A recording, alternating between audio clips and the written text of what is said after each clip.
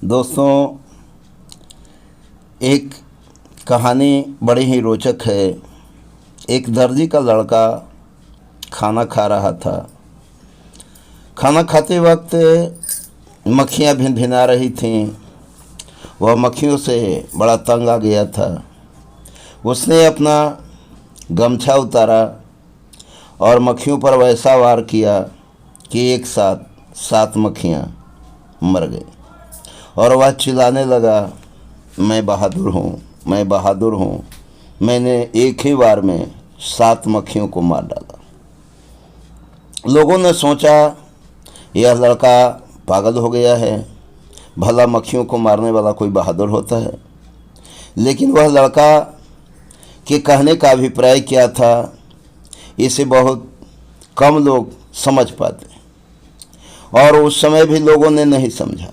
वाकई में मक्खियाँ तितर बितर इस तरह से बैठी हुई थी कि एक मक्खी को मारने में बाकी दूसरी मक्खियाँ चपेट में नहीं आ सकती थी। लेकिन उसने ऐसी कलाकारिता का प्रयोग किया था कि एक ही बार में 7 मक्खियाँ मर गई।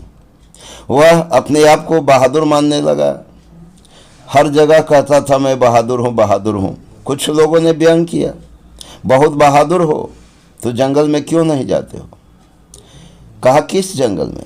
कहा, उस जंगल में क्या मालूम नहीं है कि एक जंगल है जिस जंगल में कोई भूल से भी नहीं जाता है। उसमें एक राक्षस रहता है। 10-20 लोग भी जाते हैं तो लाठी डंडे लेकर जाते हैं, सबको मार डालता है। अगर भाला, गुप्ती, गड़ासा जो भी उस समय में छोटे मोटे हथियार थे लेकर जाते थे तो उसको भी तोड़ ताड़ कर लोगों का हाथ पैर तोड़ देता था। कुछ लोग जान बचाकर भाग आते थे, कुछ लोग मारे जाते थे। यानी उस राक्षस पर किसी का आधिपत्य नहीं था। एक दिन लड़के ने मुस्कुरा कर कहा, मैं जा रहा हूँ और उस राक्षस को मार डालूंगा। लोगों ने सोचा इसका अंत समय आ गया। वह जंगल में गया। एक बांस की कोठी में घने घने जहाँ बांस थे, एक चिड़िया फंसी हुई थी।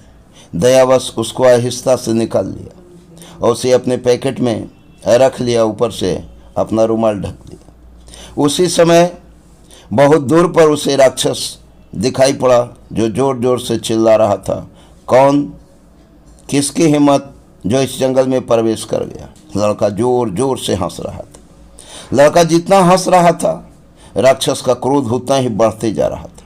किसकी हिम्मत है जो आज पहली बार मुझसे खिल्ली उड़ा रहा है, मुझ पर मजाक कर रहा है? वो जितना गुस्सा कर रहा था उसकी शक्ति छीन होती जा रही थी और लड़के तक आते आते वह राक्षस गिर कर बेहोश हो गया। लड़के ने कहा, अरे तुम मुझसे डर क्यों गया?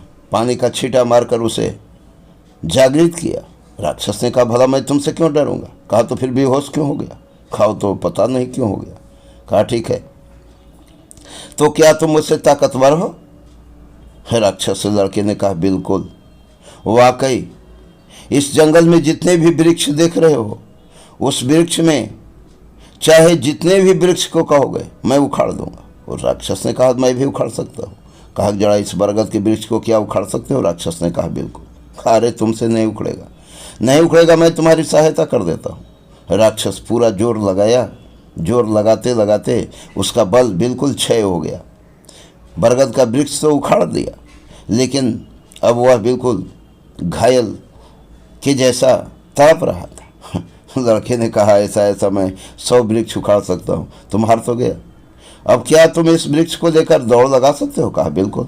कहा, एक काम करो, तुम थके हुए हो, इसकी टहनियों को पकड़ दो और मैं जड़ को उठा लेता हूँ, क्योंकि तुम थके हुए हो। राक्षस को जो भी कहिएगा जस उल्टा करता है। राक्षस जी ठान लिया, नहीं, मैं थका हुआ नहीं हूँ, मैं ही जड़ उठाऊंगा, तुम ही इसके तने को उठाओ।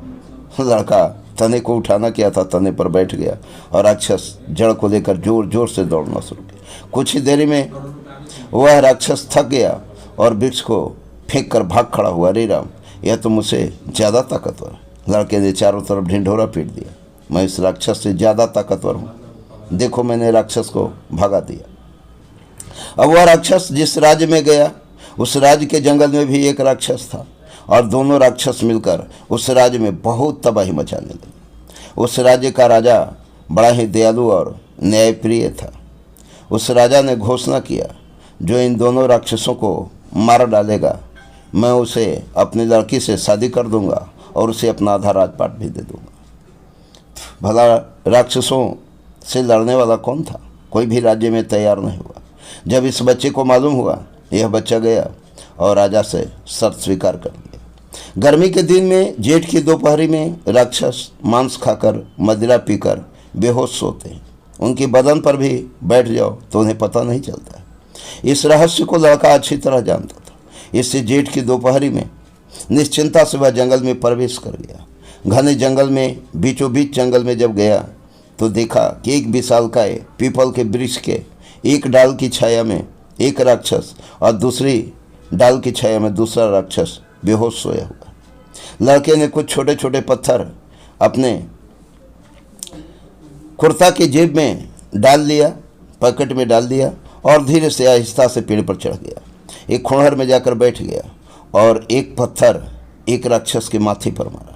राक्षस चारों तरफ जंगल में जब दिखता है कहीं दूर दूर तक कोई दिखाई नहीं पड़ता है। राक्षस को भ्रम हुआ, हो न हो इस राक्षस ने मुझसे मजाक किया। वो एक लपड़ उसको मारा। अरे मूर्ख, मैं गहरी निद्रा में सो रहा था, मुझे पत्थर क्यों मारा? उसने भी 2 घूंसा मारा। अरे मैं तुझे क्यों मारूंगा? कहा ठीक है, अगर तुमने मुझे मारकर भी झूठ बोल रहे हो, नहीं मारा, लेकिन दोबारा मैं कसम खाता हूँ अगर अबरी दोबारा अगर मारा तो मैं तेरा जान ले लूँगा। कहा अरे यार, बिना ज़रूरत के तुमने मुझे पर लपड़ मारा, गुस्सा बरसाया, मैं बर्दाश्त कर गया। अबरी माँ की सौगंध, अगर तूने मुझे छू भी दिया तो अगर तुम्हारा जान कोई नहीं बचा सकता। फिर इतना कहने के बाद नशा का प्रभाव दोनों राक्षस गहरी निद्रा में सो गए। अब जरा बड़ा सा पत्थर उस लड़के ने उठाया और दूसरे राक्षस के सर पर दे मारा। सर फूटते ही जैसे ही रक्त बहने लगा, वह इतना आग बबूला हो गया कि बड़ा सा पत्थर लेकर पहले राक्षस के सीने पर दे मारा। दूसरा राक्षस जैसे ही डर से बिलबिला उठा, उसने भी पत्थर लेकर उस पर मारना शुरू किया। इतने दोनों तरफ से पत्थर बरसने लगे कि दोनों के हाथ पांव टूट गए, सारा शरीर लहूलुहान हो गया। कराहते हुए पहले राक्षस ने कहा, मैं तो तेरा जान ही ले देता, लेकिन पाँव से उठ नहीं पा रहा हूँ, हाथ से कुछ उठा नहीं सकता हूँ। दूसरे ने कहा, मैं भी तेरी यही हालत करता, लेकिन क्या कहूँ, मेरे हाथ पाँव भी टूट गए हैं। जवाब दे दिए। लड़के ने मुस्कुराते हुए कहा, कोई बात नहीं है, तुम दोनों मरना चाहते हो, मैं दोनों की मुराद पूरी कर देता हूँ। और ऐसा कहकर लड़का फिर से छलांग लगाकर दूर चला गया। अब चाहकर भी वो राक्षस उस लड़के को पकड़ नहीं सकते थे, उस बच्चे को पकड़ नहीं सकते थे राक्षस, न उसे मार सकते थे। और लड़के ने बड़े बड़े पत्थर उठाकर उनके सारे जो कोमल अंग होते हैं उन शरीरों पर मारना शुरू किया और कुछ ही देर में दोनों राक्षस दम तोड़ दिए। राजा को दिखा दिया।